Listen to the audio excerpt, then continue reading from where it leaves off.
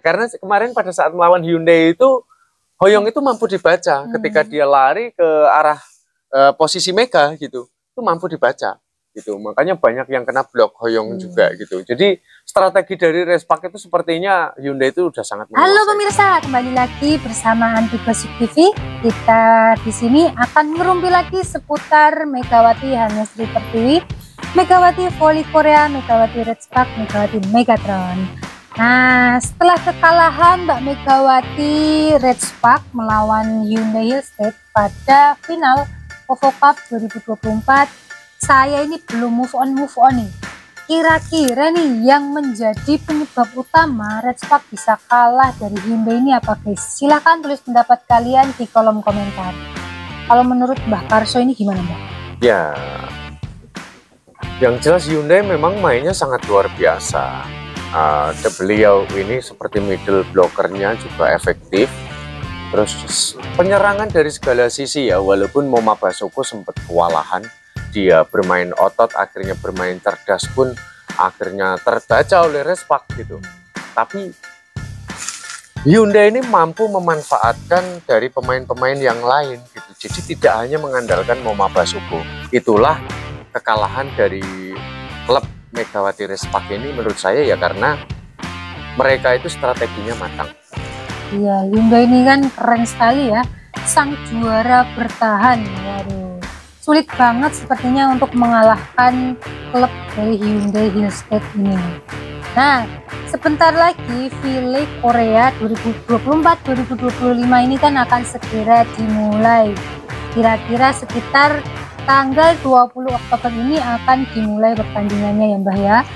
Kira-kira nih yang akan menjuarai V-League pada musim ini klubnya mana? Apakah sang juara bertahan Hyundai Hillstate atau mungkin Respak bisa menyabet gitu ya, menyabet gelar juara, atau mungkin King Speeder? Silahkan tulis pendapat kalian di kolom komentar. Kalau menurut Mbahnya gimana Mbah? Kalau untuk Hyundai masuk ke babak semifinal saya sih sangat yakin gitu. Kalau untuk Respak masuk ke babak semifinal saya juga yakin. Tapi kita juga harus melihat pemain yang lain ya. Kalau untuk memprediksi juara 1 ataupun 2 saya rasa masih jauh, karena juga chemistry ini bisa terjalin seperti klub dari Lee Soyung ya. Betul. Ini kan mengalami peningkatan. Iya, performa sangat meningkat sekali kan. Nah, mungkin bisa jadi seiring waktu berjalan jika chemistry-nya ini dapat terwujud, bisa saja nanti lebih baik dari ini.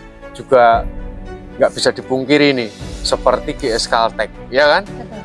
Ini klub dari Silva ini, wah mengerikan sekali untuk nanti prospek ke depan ya.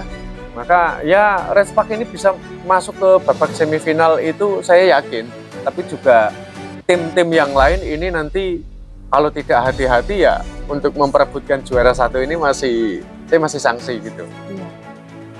Jadi kira-kira duet antara Mbak Megawati dan juga Vanja Bukilik akankah bisa mengalahkan ataupun bisa menyabet gelar juara pada V-League musim ini? Silahkan tulis pendapat kalian di kolom komentar. Kalau Mbak Vanja Bukilik ini kira-kira sudah cocok belum sama Mbak Mega ini diduetkan gitu? Sebetulnya cocok, tapi hanya instruksi dari pelatihnya Respak Ko Hee-jin ini saya masih kurang puas gitu ya. Karena dikala salah satu pemain error gitu, sering error, itu masih sering diberikan bola gitu, seperti Vanja Bukilik, dia tidak efektif gitu, masih terlalu dipaksakan gitu. Kayak Mega di ending-ending gitu ya. Mega sendiri kan kemarin ini sempat dia agak merasa kesakitan gitu ya, tampak dari ekspresi wajahnya itu masih diberikan bola gitu. Jadi kurang bervariasi, jadi menurut saya monoton dan mudah untuk dibaca lawan gitu. Saya akan lebih suka kalau Vanja Bukilik mainnya efektif, boleh diberikan ya, selama dia masih bisa mendulang poin. Tapi kalau tiba-tiba Vanja Bukilik ini banyak errornya ya harus diberikan pada pemain yang lain. Kan seperti middle blocker Hoyong sendiri juga Njin kan juga bagus sekali mereka ini di dalam smash-smashnya kan. Tipuan-tipuannya juga keren, bukan hanya bloknya saja. Dan juga pemain kompensasi ini juga keren sekali ya Mbak ya. Iya. Gimana nih pandangan Mbah Karso mengenai pemain kompensasi ini? Saya memandang pemain kompensasi dari pengganti dari Lee So-young ini, saya juga menyangkutkan dengan para pemain bayangan. Pas kebetulan Respak ini pemain intinya ini banyak yang Walahan. nah, kacir kocar. Ini malah pemain bayangan yang dapat mendulang poin gitu. Kemarin ini kan di ending-endingnya kan, itu aja nilainya masih jauh. Apalagi kalau pemain bayangan tidak efektif seperti saat melawan Aran Mare kan. Wah, ini malah lebih parah gitu. Ini aja skornya kemarin ketika melawan Hyundai kan jauh sekali kan. Jauh sekali. Nggak nyangka-nyangka ya, Respak harus menelan kekalahan ketika final di Kovo Cup 2024. Padahal kita sudah sangat mengharapkan sekali Respak bisa menjuarai Kovo Cup ini. Tapi ya mau gimana lagi, kemampuan Respak baru segitu ya. Dan Hyundai juga dilalah ya Mbak ya, ketemunya lawan yang luar biasa gitu. Respak ini selain Vanja Bukilik ini masih belum efektif, sebetulnya powernya kencang ya. Bola tidak bagus saja dia terkadang juga mampu menguasai hingga menghasilkan poin gitu. Tapi juga seperti serve-nya itu kan banyak error juga. Vanja Bukilik, Mega, apalagi pemain bayangan ini lebih parah menurut pandangan saya. Jadi harus lebih konsisten lagi, lebih kontrol lagi gitu ya ketika melakukan serve-serve gitu. Ya kelemahannya di situ sih Respak ini, serve-nya ya. Dikala poinnya ini sedang genting-gentingnya gitu ya Mbak ya, tiba-tiba ada yang serve dan gagal, error, aduh itu bikin pening kepala. Kita bisa hitung setiap kali pertandingan error dari serve-nya Respak ini hampir rata-rata lebih dari 10 kali loh. Iya. Iya kan? Nah, ini makanya ini pemain ini loh diamat-amati oleh beberapa negara loh. Itu kayaknya juga kita bisa lihat ya, se-errornya serve-nya dari klub lain gitu, tapi menurut saya tidak separah serve-nya dari Respak gitu. Iya.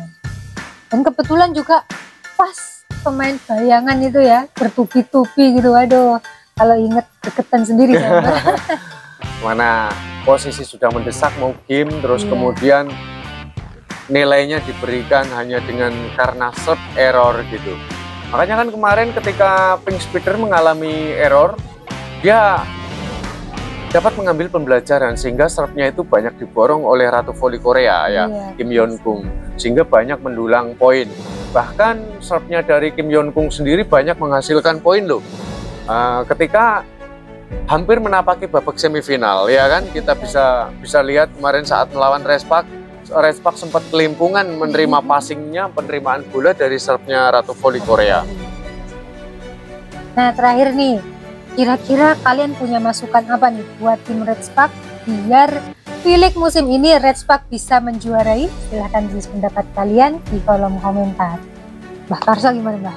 Ya itu, satu masalah serve-nya harus lebih efektif, jadi lebih kontrol.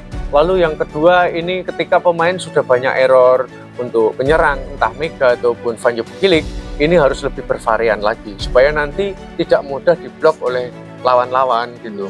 Karena kesalahan fatal itu saya lihat kebanyakan itu dari situ. Antara penyerang yang error, bola out, atau mudah diblok gitu. Permainan terbaca kan? Atau karena serve, itu udah presentase sebagian besar dari situ. Kalau untuk penerimaan bola udah bagus ya Mbak? Tergantung. Yang serve itu kalau misalkan seperti Kim Yeon-kung juga masih agak keteter juga pemain Respak gitu. Kalau yang serve itu hanya pemain-pemain bayangan gitu, masih penguasaan passingnya menurut saya masih bagus sih. Nyaman ya. Kalau middle blocker nih nggak perlu ditanyakan lagi ya Mbak ya. Iya, untuk Hoyong, Jin ini saya sudah lewat percaya saya sama mereka. Kalau Hoyong sama Park Jin ini keren sekali ya kalau lagi apa namanya? Smash cepat itu apa Mbak?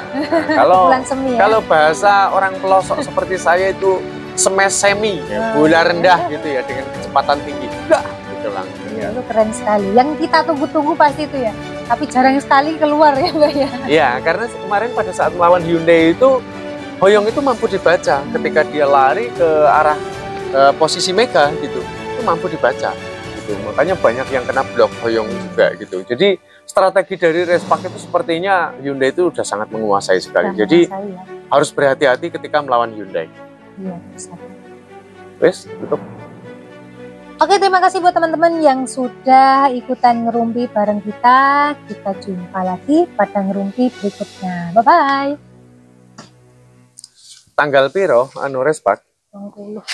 20. 20. Iki bulan apa?